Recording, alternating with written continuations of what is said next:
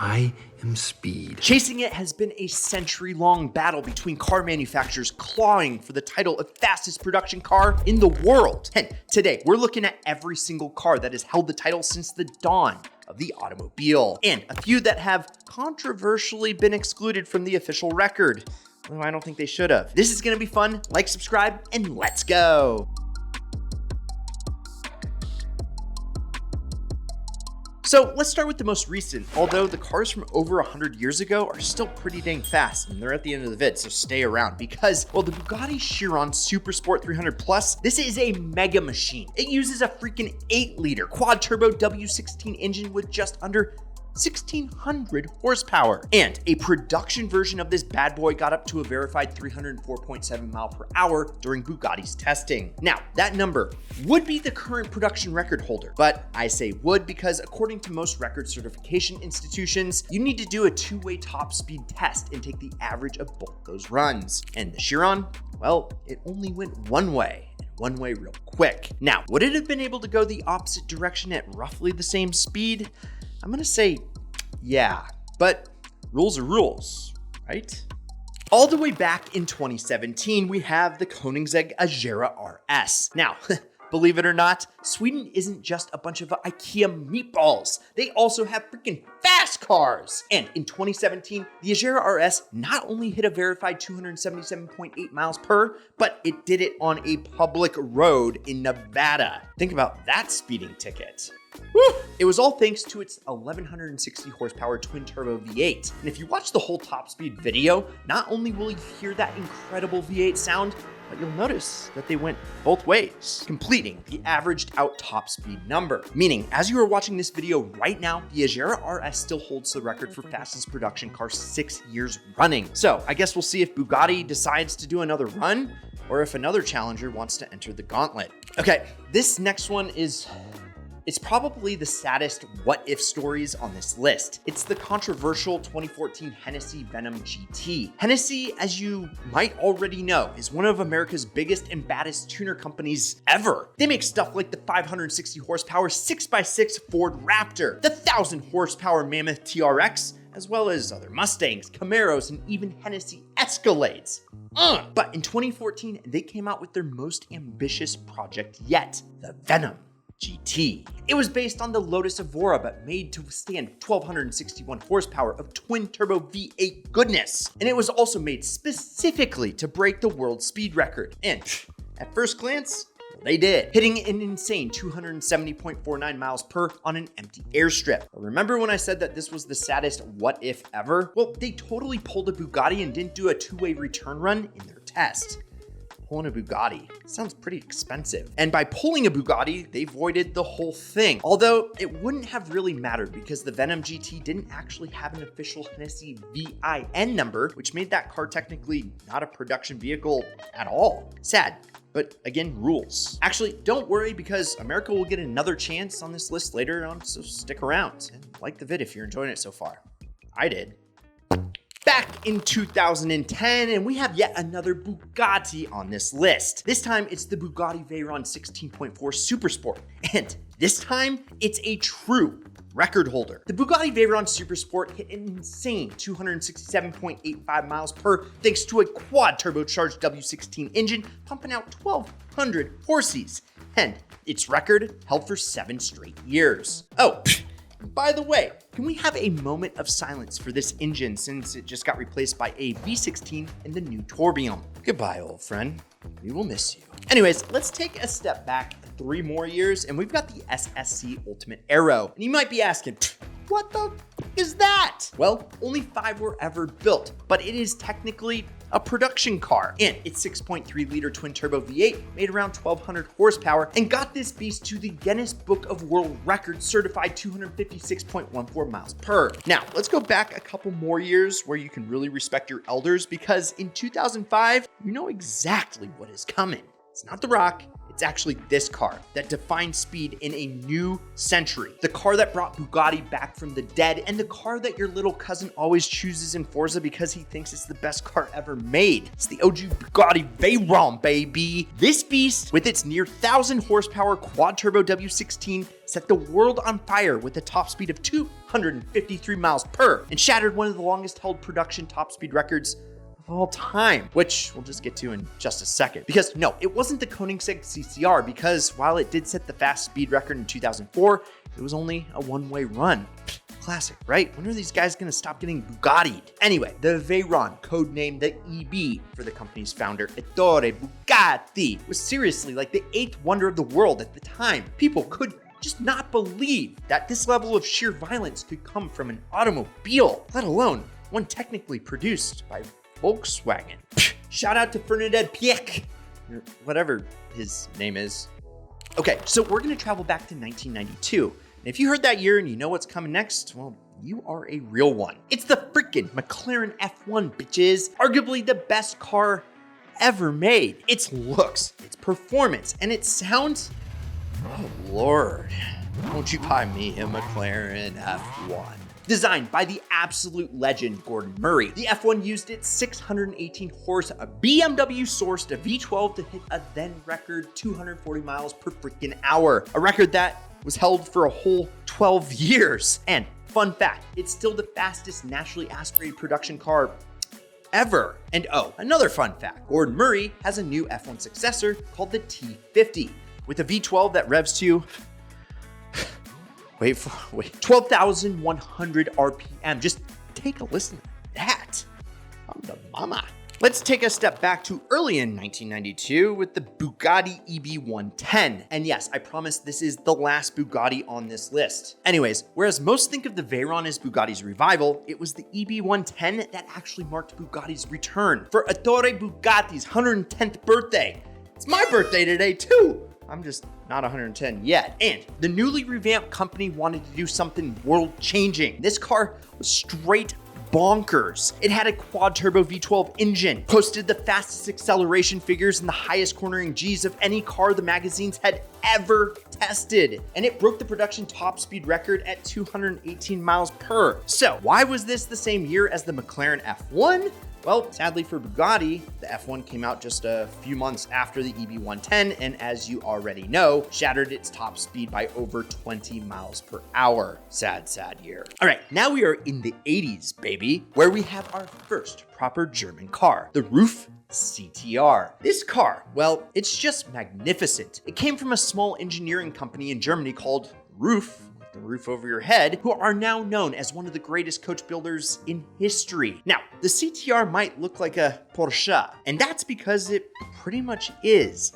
But on paper, this has a Roof VIN number, and it's completely redone to Roof's specs, including the roof. And in '87, it was the fastest car on the planet, setting a top speed record of 212 miles per, and it was the first production car ever to hit the 200 mile per hour mark. It had a 463 horsepower twin turbo flat six, and it only weighed 2,500 pounds, boys. Even my dumb lizard brain knows that that is wild power to weight ratio. Anyways, this car quickly became famous, not only for its world record, but also for its beautiful yellow color, earning the now iconic nickname Yellowbird. And anyone calling themselves an enthusiast needs to go watch the Yellowbird Nürburgring lap video before they die. Seriously, this is some of the best driving you will ever see in your life, in essentially the Widowmaker. And now let's go back just 1 year with the Porsche 959. Not only was the 959 a lightning fast car with a record of 198 miles per hour, God, they probably wish they could have just gone 2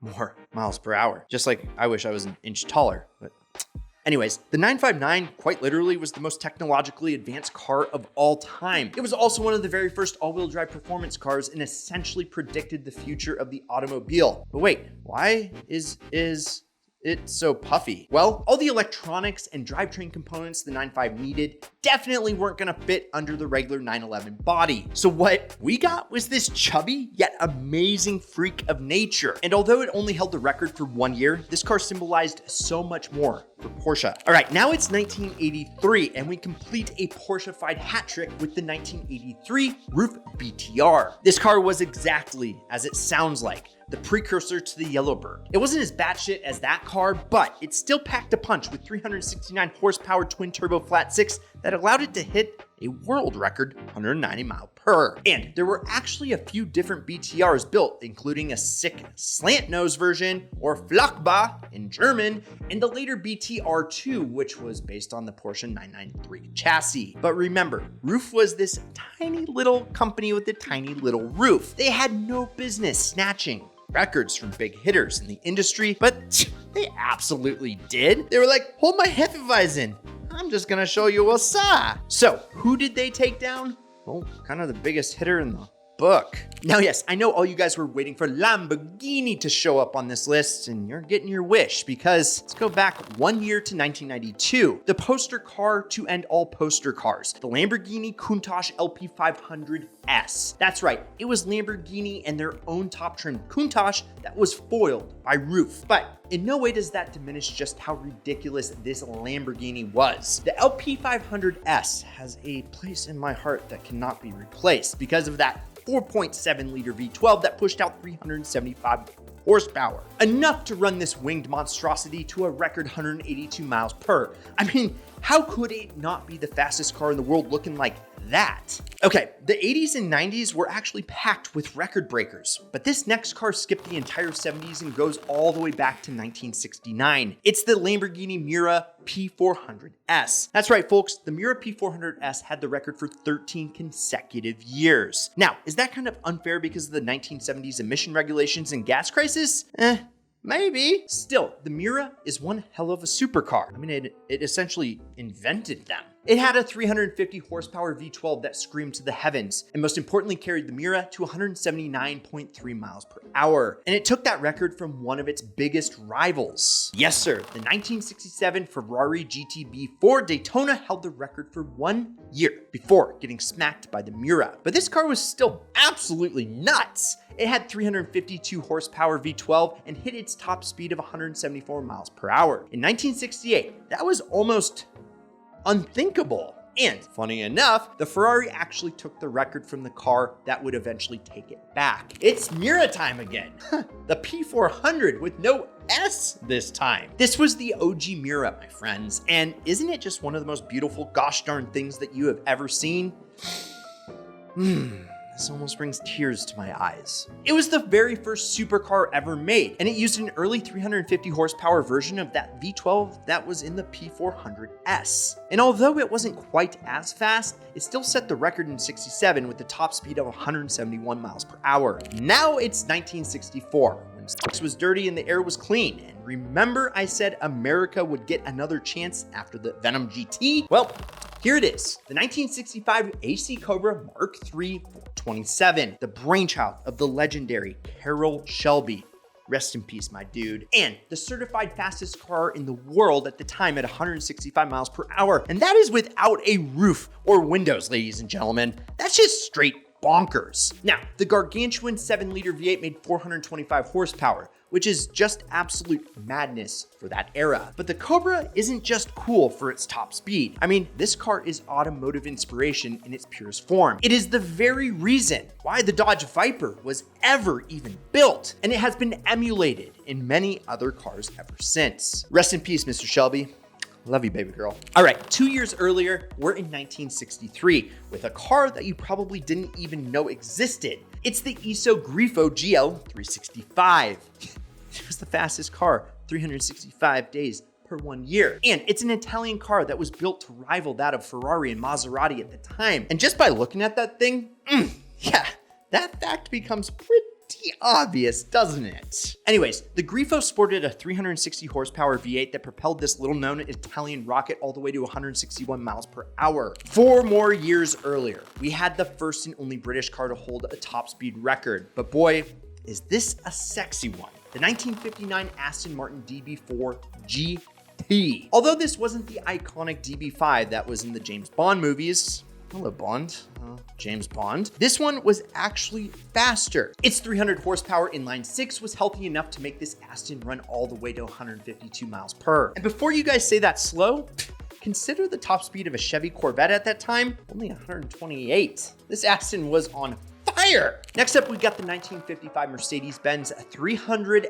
SL. Y'all, it doesn't really get more iconic than this. The gold wing doors, the eargasm induction noises of that straight six, and those curvy body lines makes the 300 SL probably the best looking car of all time. And in 55, it was the fastest one as well. It used all of that 220 horsepower to hit a top speed of 150 miles per. Now we go back 6 years further in the past to 1949 with the gentleman's sports car, the Jaguar XK120. This was one of the first cars to really push the boundaries of what a car could do. It could hit 124 miles per hour officially, but rumor said that you could get it up to 130 plus if you folded the windshield down, plus you'd get a couple bugs in your mouth for protein. Though regardless, the XK120 set the tone for Jaguar's future as a maker of fast, stylish cars that could compete with the best of the world. And also, only do it while they're running because they were kind of unreliable for a really long time. So let's talk about a Duesenberg instead.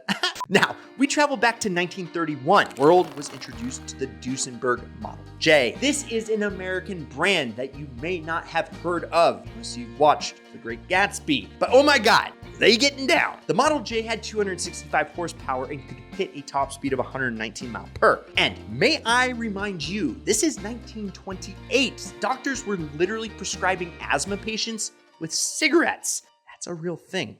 Look it up. Okay, now normally that would be the end of the list, but we're still missing one record. We know the Duesenberg was a record holder, but it wasn't the first car. And by default, we have to give the final record to the Benz Velo from 1894. This was the very first car, like, ever. It had a one-cylinder engine, let that sink in, with 1.5 horsepower and a top speed of 12 miles per hour. I mean, I can run faster than that. It's my birthday. Like, I probably should be able to, but actually I'm getting old, so maybe I can't. But anyway, 12 miles per hour. And because there was no other car at all during that year, it takes the very first top speed record at 12 miles per. All right, guys, what are your thoughts on these cars? Which one's your personal favorite? And do the unofficial record holders like the Chiron and Venom GT deserve real records? Your boy thinks so. Let us know below. Like, subscribe, turn on that notification bell. Check out some of these ideal vids over here. I'm Brad, this is Ideal. It is my birthday, so I don't know what else to say. Oh, we'll see you next week. And promise me one thing, keep living the ideal lifestyle.